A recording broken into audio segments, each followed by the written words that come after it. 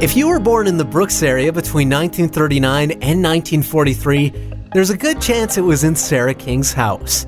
From Scotland, Sarah arrived in Brooks in 1924. 4 years earlier, Charlie Bell, a farmer on the Sutherland colony, convinced Sarah's husband Jim to come to Canada and establish a new life. When Jim worked for the CPR, Sarah stayed in Scotland and worked for the local doctor. She had no official training, but ended up becoming a practical nurse. She had no intentions of being a nurse in Brooks, but when she came with her son in 1924, the local doctor, Charles Anderson, needed help. She didn't hesitate to offer it. At that time, the closest hospital was in Bizano, so Dr. Charles and Sarah would travel to farms to help deliver babies. As the population grew, Charles asked Sarah if she would take in maternity patients to help more people. In 1938, she said yes, and her house was turned into a pioneer maternity ward.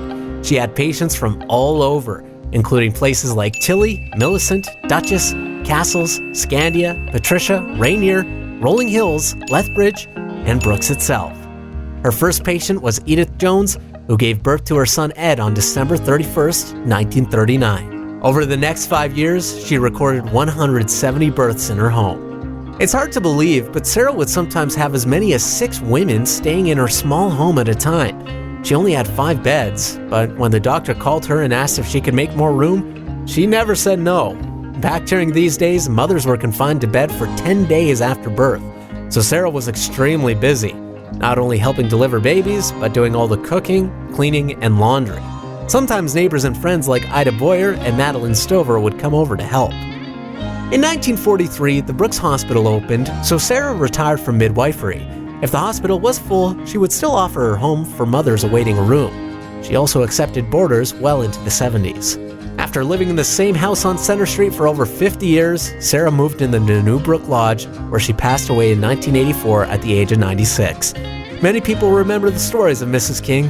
Henry Sear was one of them. When he delivered the paper to her house, Sarah would often invite him in and explain that he was born in that same living room.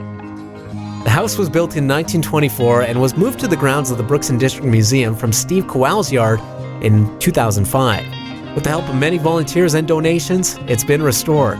It's pretty incredible how such a small home was the birthplace of so many people.